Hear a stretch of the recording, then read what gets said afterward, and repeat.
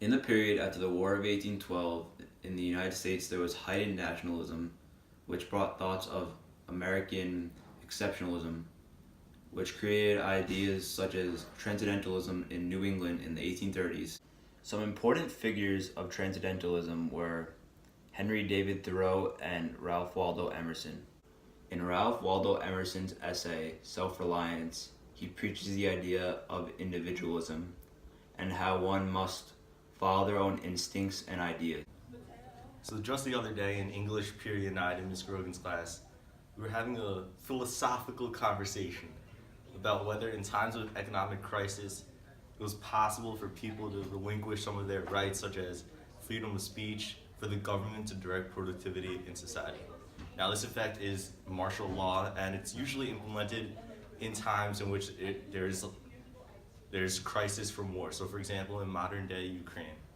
However, I believed that in times of economic crisis, martial law should still be implemented.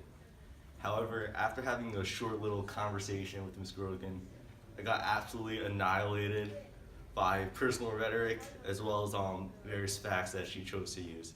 And so we decided to rethink our hypothesis and our idea, take to the hallways and test it out. To test the theory, we set up a survey of a bunch of kids and a bunch of teachers, and as we thought, most of the kids said yes and most of the teachers said no. Results, we found out that 7 teachers said no and 1 teacher said yes, and 7 students said yes and 1 student said no.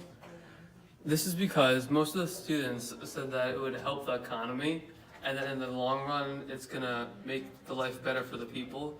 And for the teachers, they said it was unconstitutional, and that it's gonna ultimately lead to communism, and that would ultimately not be good for human society. So the reason that students mostly said yes and teachers said no was that students aren't as experienced as teachers, and they have lived shorter lives, and they're not as used to democracy as teachers are. And teachers are more experienced to the government and all the government mess-ups, and that's it.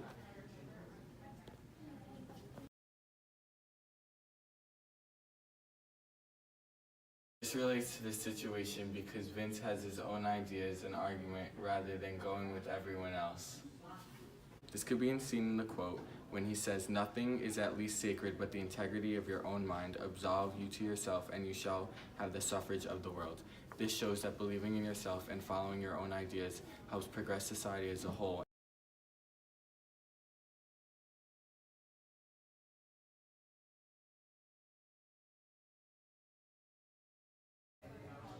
To refine Vince's idea, he had to find the truth in it and show that it was ethical and moral, which would make his ideas sound more credible, which would bring in more attention, and people would be more understanding and actually listen to his point of view, which would eventually bring him social capital. It is very difficult to come up with your own ideas and express them in a group.